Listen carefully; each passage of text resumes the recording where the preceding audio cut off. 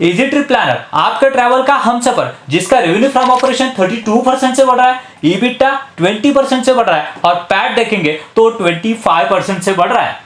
लेकिन इतना सब होने के बाद में भी आखिर क्यों ये स्टॉक अपने हाई से 81% यहाँ पे डाउन है? आखिर क्या वजह है इस बड़े कंसोलिडेशन की, जो कि हम यहाँ पे देख सकते हैं अराउंड 2022 से ये स्टॉक जो है वो 21% अभी भी डाउन है और रिकवर करने के नाम नहीं ले रहा है।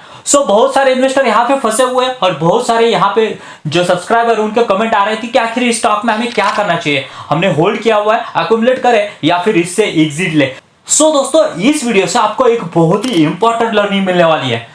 बने रहिए मेरे साथ अंत तक। जैसे कि हम हमेशा कहते हैं, लर्निंग है तो ही अर्निंग है। चलिए कुछ नया सीखते हैं।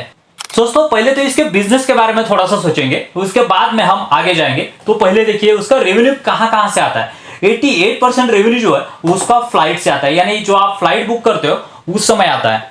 इसके बारे में ध्यान रखिए, जो मैं आपको आगे भी डिस्कस करूंगा जब हम डिटेल में एनालिसिस करेंगे। उसके बाद में देखेंगे तो यहाँ पे 9.3% जो यहाँ पे होटल और हॉलिडे जो पैकेजेस वगैरह वो बेचते हैं उससे वो रेवेन्यू आता है। और यहाँ पे अराउंड 2% का रेवेन्यू जो है वो ट्रेन और बसेस के द्वारा जो बुकिंग होता है उससे द्वारा आता है। जो कि अगर यहाँ पे देखेंगे तो Q1 24 में यहाँ पे जो कि 552 करोड़ था, बढ़ के यहाँ पे 126 करोड़ यानी 139% की जंप हमें यहाँ पे रेवेन्यू में दिख रही है।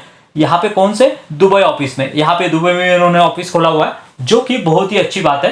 दोस्तों जैसे कि हमने देखा कि 88% का रेवेन्यू जो है इजी ट्रिप प्लानर का यहाँ पे एविएशन इंडस्ट्री यानी फ्लाइट से आता है। और इस इंडस्ट्री को बहुत बड़ा फीचर है। यहाँ पे देख सकते हैं FY24 में 156 मिलियन पैसेंजर्स ने यहाँ पे ट्रैवल किया हुआ है और ये जो है वो कंटिन्यूसली बढ़ने वाला है। और यहाँ पे देखेंगे तो FY32 तक ये जो अमाउंट है या फिर क्वांटिटी है ये 330 मिलियन तक जाने वाले, यानी बहुत बड़ा इवेंट स्कोप यहाँ पे इंडस्ट्री को है। इंडस्ट्री में हमें यहाँ पे टेलविंड देखने को मिलेंगे। उसके साथ साथ इंटरनेशनल पैसेंजर ट्रैफिक भी उसी तरह से बढ़ने वाला है, जो कि 71 मिलियन था, जो 135 मिलियन यहाँ पे बाय FY32 तक होने वाला है। यानी इसको जो जिस इंडस्ट्री में ये कैटर करती है, जिस इंडस्ट्री में काम करती है, उसको तो बहुत बढ़िया यहाँ पे मौका है कि जो अपना बिजनेस है उसको ग्रो कर पाए। लेकिन ये ग्रो कर सकता है क्या, इसके लिए उसके फंडामेंटल्स और फाइनेंशियल्स देखने पड़ेंगे। चलिए फाइनेंशियल्स देखने के लिए दोस्तों हम आए कंपनी के प्रॉफिट एंड लॉस पे। यहाँ पे देखे थे सेल्स जो है कंपनी का यहाँ तो 1000 करोड़ तक था, उसके बाद में नीचे नीचे जाते हैं, अभी बढ़ने लगा है। लेकिन यहाँ पे ध्यान रखिए, इसके बारे में मैं आगे आपसे बात करूंगा, जो कि बहुत ही इंपॉर्टेंट है। उसके बाद में यहाँ पे कंपनी के ऑपरेटिंग प्रॉफिट मार्जिन देखेंगे तो यहाँ पे वो भी गिरते हुए दिख रहे हैं, जो कि एक निगेटिव साइन है किसी भी बिजनेस के लिए। आप अगर कंपटीशन में टिकना चाहते हैं तो आपको ऑपरेटिंग प्रॉफिट मार्जिन जो है वो बढ़ाने पड़ेंगे। उसके बाद में दोस्तों अगर कंपनी के नेट प्रॉफिट पे आते हैं तो नेट प्रॉफिट जो यहाँ तक कंटिन्यूसली बढ़ रहा था, उसके बाद में यहाँ पे डिक्लाइन हुआ। ऑब्वियसली अगर कंपनी के प्रॉफिट मार्जिन अगर डिक्लाइन होता है तो नेट प्रॉफिट भी यहाँ पे डिक्लाइन होने वाला है। उसके बाद में दोस्तों फंडामेंटल्स देखेंगे तो कोई दिक्कत नहीं है। फंडामेंटल्स बहुत ही बढ़िया फंडामेंटल्स मुझे लगे। यहाँ पे देखिए मार्केट कैप जो है वो 7000 करोड़ का, उसके बाद में यहाँ पे पी देखेंगे तो वो भी अंडर वैल्यूड है। सेल्स ग्रोथ और प्रॉफिट ग्रोथ बहुत ही फिनोमिनल से, डेट कुछ भी नहीं है कंपनी के ऊपर। उसके बाद में प्रोमोटर की होल्डिंग अच्छी खासी है, उसके बारे में आगे बात करेंगे कि क्या हुआ है इसके बारे में।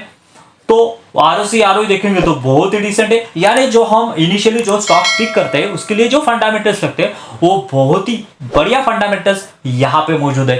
लेकिन अभी दिक्कत कहाँ पे हुई है, ये सभी चीजें अच्छी है, प्रॉफिट भी इतना भी गिरा नहीं है, तो फंडामेंटल्स भी अच्छे हैं, लेकिन दिक्कत कहाँ पे हुई है। तो वो दिक्कत जानने के लिए दोस्तों हमें जाना पड़ेगा कंपनी के यहाँ पे बैलेंस शीट पे। दोस्तों बाकी तो सब चीजें ठीक है, उसके फंडामेंटल्स अच्छे हैं, प्रॉफिट एंड लॉस अच्छे हैं, लेकिन दिक्कत वाली बात कहीं पे होगी तो वो है बैलेंस शीट में। जी हाँ, बैलेंस शीट में, क्योंकि ये बहुत बड़ी और इंपॉर्टेंट लर्निंग होने वाली है आपके स्टॉक मार्केट का करियर के लिए, आपके इन्वेस्टमेंट के लिए, आपके ग्रोथ के लिए, कि क्या थ्रेट हो सकता है। देखिए दोस्तों मुझे ये थ्रेट लगा है, शायद आपको भी लग सकता है। देखिए ट्रेड रिसीवेबल्स कंपनी के यहाँ पे देखिए 163 लास्ट ईयर थे और इस ईयर हुए 237 करोड़। आखिर क्यों इतने ट्रेड रिसीवेबल होने चाहिए? आपका बिजनेस तो नहीं है, B2B तो नहीं है, उसके पास से पैसा जाएगा उसके बाद में आएगा। आप बिजनेस कौन सा कर रहे हैं? आप ऐसा बिजनेस कर रहे हैं कि आप डायरेक्टली B2C बिजनेस कर रहे हैं। और यहाँ पे देखेंगे तो आपका जो है वो अराउंड 88% जो रेवेन्यू है वो फ्लाइट से आता है। आप इमेजिन कीजिए, आप जब भी फ्लाइट के लिए बुकिंग करते हैं तो इमीडिएटली पेमेंट तो करते ही है। अगर पेमेंट करते हैं तो आखिर में इतना रिसीवेबल में पैसा फंसने का मतलब क्या है, जो कि 237। ठीक है, इसके बारे में हमने डीप डाइव किया तो एक बहुत ही इंटरेस्टिंग चीज हाथ लगी है। चलिए देखते हैं। देखिए दोस्तों, ये फिगर जो है वो याद रखिए, जो कि 237 करोड़ है। अगर यहाँ पे अगर हम आते हैं तो देखिए ट्रेड रिसीवेबल्स, यहाँ पे हमें यहाँ पे जाना पड़ेगा। कहाँ पे? उसके एनुअल रिपोर्ट पे जाना पड़ेगा और वहां पे आपको ट्रेड रिसीवेबल्स मिलेंगे। देखिए, trade receivables from the other than the related party, मतलब रिलेटेड पार्टी छोड़ के जो ट्रेड रिसीवेबल है वो यहाँ पे मेंशन किए हुए हैं। और ये जो है वो अराउंड 208 करोड़ है। ये मिलियन में हम करोड़ में कन्वर्ट करेंगे, और जो रिलेटेड पार्टी से वो अराउंड 3 करोड़ है। ओके, तो यहाँ पे वो टोटल बन के आता है 237 करोड़, अगर मिलियन से हम करोड़ में कन्वर्ट करते हैं। उसके बाद में अगर नीचे आते हैं दोस्तों, तो इसका अगर बाइफर्केशन हमें देखना है तो यहाँ पे बाइफर्केशन देखने के लिए नीचे आना होगा। तो यहाँ पे नीचे आने के बाद में देखिए दोस्तों क्या है, यहाँ पे देखिए क्या है उसका।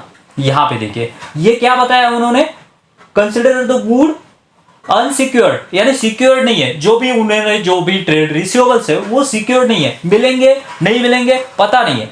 उसके बारे में अगर हम डीप डाइव करते हैं तो यहाँ पे देखिए दोस्तों, जैसे कि मैंने कहा कि ट्रेड रिसीवेबल जो है वो अनसिक्योर्ड है, और यहाँ पे देखिए वही अमाउंट है undisputed trade receivable consider the goods. इन्होंने बाइफर्केशन दिया हुआ है, वो जो 237 का जो है ना वो बाइफर्केशन दिया हुआ है।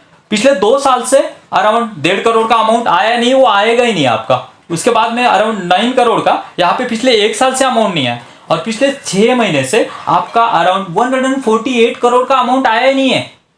मतलब क्या है, आप अगर फ्लाइट बुकिंग कर रहे हो, आप एडवांस में पैसा ले रहे हो कस्टमर से, और आप बोल रहे हैं कि यहाँ पे 237 का पैसा आया ही नहीं है। इसका मतलब क्या है?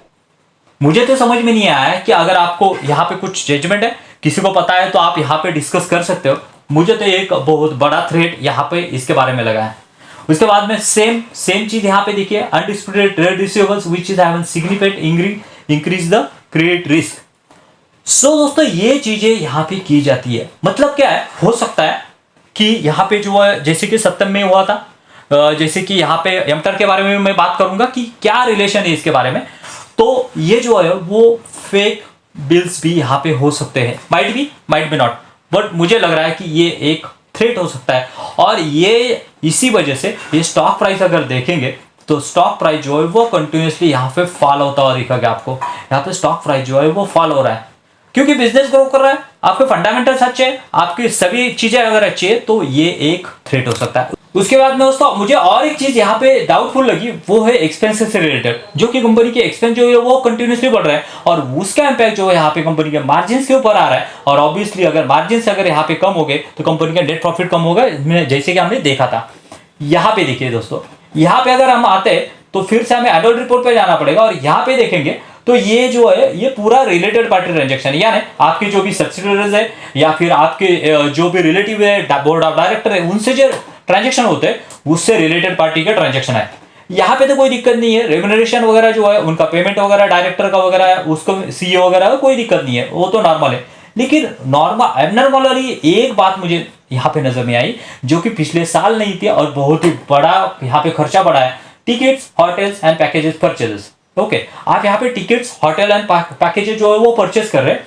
यहाँ पे देखेंगे तो trip shop travel technologies private limited, इनको पिछले साल में कुछ भी नहीं था, और इस साल देखेंगे तो अराउंड 254 करोड़ के यहाँ पे होटल्स और पैकेज जो उन्होंने बाय किए हुए। ओके, आप अगर यहाँ पे 254 करोड़ के अगर यहाँ पे पैकेजेस बाय कर रहे हो, और आपका खर्चा जो है वो यहाँ पे फाइनेंशियल ईयर 2024 में 262 करोड़ है, यानी अराउंड 90% यहाँ पे खर्चा जो है वो आप रिलेटेड पार्टी से कर रहे हो। वो भी ठीक है, अगर वहां से अगर आपको इनकम आ रही है तो वो भी कोई दिक्कत नहीं है।